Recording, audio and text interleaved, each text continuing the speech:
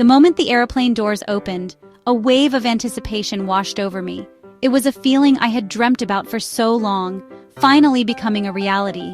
The air crackled with a sense of adventure, a promise of new experiences waiting just beyond the threshold. The air changed, thick with warmth and a sweet, unforgettable floral scent. It was an immediate sensory overload, a fragrant embrace that signaled I was no longer in the familiar.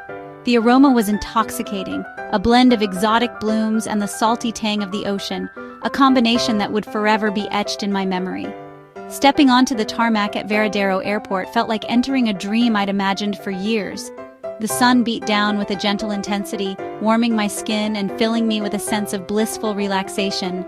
Each footstep was a step further into this long-awaited paradise.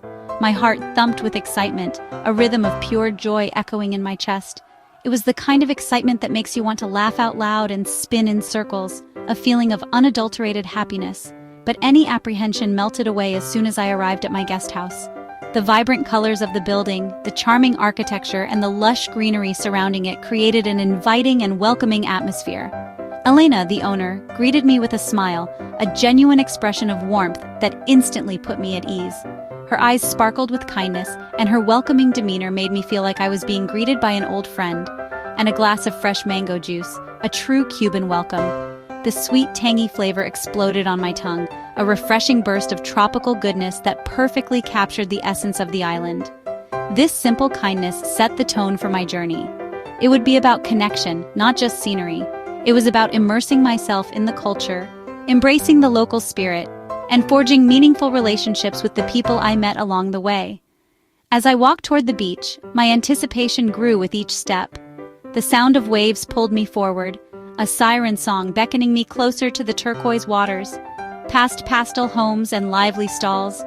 The vibrant colors of the buildings created a picturesque scene, a feast for the eyes that reflected the joyful spirit of the Cuban people. The air buzzed with music and laughter, a symphony of sounds that filled my heart with warmth and energy, every step filled with anticipation.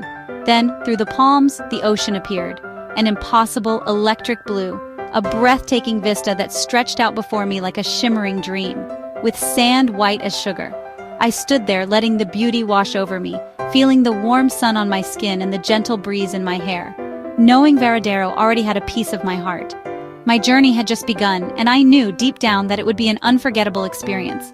But I felt completely at home. The adventure was real, and I was ready for every moment. I couldn't wait to explore all that Varadero had to offer, to discover hidden gems and to create memories that would last a lifetime. The sand in Varadero is like silk, impossibly soft, urging you to go barefoot. I spent my first morning walking the shoreline, waves lapping at my ankles, mesmerized by the shifting turquoise and sapphire water. Tiny fish darted around my feet, and the sky stretched endlessly above, dotted with lazy clouds. Sunlight danced on the water, palm trees rustled, and the world felt perfectly in tune. I found a quiet spot under a palm, just watching, content. As the sun set, the beach glowed gold, the sky painted in fiery oranges and pinks. Each sunset was a unique masterpiece, a daily ritual of gratitude. Even after dark, the stars blazed overhead, the moon casting silver on the waves. Lying on the sand, listening to the ocean, I felt pure tranquility. In these moments, Varadero's magic was undeniable. Here, nature invites you to reconnect, with the world and with yourself. In Varadero, solo travel never felt lonely. The relaxed pace let me slow down, savoring mornings of fresh fruit and Cuban coffee before long beach walks and swims. The freedom to choose my own adventure, reading, swimming, or simply being, was liberating. Conversations with fellow travelers and locals sparked unexpected connections. A Canadian couple shared stories, a German backpacker swapped tips, and every encounter felt like a small gift. The warmth of the people, vendors, cafe owners, strangers, made me feel at home. In Varadero, solo travel meant openness, not isolation. I discovered a global community of explorers, all drawn by beauty and connection. Here, I learned that being alone can mean being more connected than ever. To truly know Varadero, I wandered beyond the beach into the heart of town.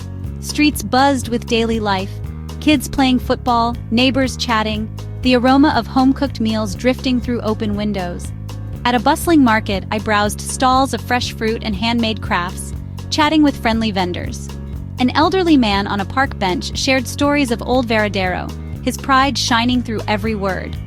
These conversations revealed the soul of the place: history, resilience, and joy. Despite challenges, the Cuban spirit thrived in music, laughter, and community. People danced in the streets, shared food, and welcomed strangers with open arms. My encounters taught me happiness isn't about possessions, but about relationships and simple joys. The true heart of Varadero beats in its people. Here, every day felt rich with connection and meaning. Cuban cuisine is a delicious blend, a vibrant tapestry woven from centuries of history and cultural exchange. It's a culinary journey that reflects the island's soul, of Spanish, African, and Caribbean flavors. Each influence has left its mark, creating a unique and unforgettable gastronomic experience. The spices, the cooking techniques, and the very ingredients themselves tell a story of resilience and adaptation. I skipped hotel buffets, opting instead to dive headfirst into the authentic culinary heart of Cuba. I wanted to experience the food as the locals do, away from the tourist traps and generic offerings. For family-run paladeros, these privately owned restaurants offer a glimpse into the real Cuba, a chance to taste home-cooked meals prepared with love and tradition, where every meal felt like a celebration. The atmosphere was always warm and inviting, filled with laughter and the aroma of delicious food. It was more than just eating, it was an immersion into Cuban culture. My first taste of ropa vieja, shredded beef in rich tomato sauce, was unforgettable, a symphony of flavors that danced on my tongue. The tender beef, simmered to perfection, was a testament to the slow cooking traditions of Cuban cuisine. It was served with black beans, a staple of the Cuban diet, earthy and comforting. Alongside, fluffy white rice and sweet plantains, the perfect counterpoint to the savory beef and beans. This combination of flavors and textures is what makes Cuban food so unique and satisfying. Breakfasts were platters of just-picked tropical fruit, bursting with vibrant colors and exotic aromas. Each piece was a taste of sunshine, a reminder of the island's fertile land. Warm bread, fresh from the oven, and strong Cuban coffee, a potent brew that jolted me awake and prepared me for the day's adventures. It was the perfect way to start each morning in Cuba. Thanks to my host Elena, who always made sure I had a full cup and a warm smile. Her hospitality was a true reflection of the Cuban spirit. I became addicted to guarapo, the refreshing sugarcane juice pressed fresh on the spot, a sweet and revitalizing treat in the Cuban heat. Watching the vendor work the sugarcane was a spectacle in itself, and I savored grilled lobster on the beach, simply prepared and impossibly fresh. The taste of the sea, the smoky char of the grill, and the sand between my toes, it was pure bliss. Meals were social events, filled with laughter and stories, shared around the table with friends, family, and even strangers. Shared with locals and fellow travelers, creating bonds that transcended language and culture.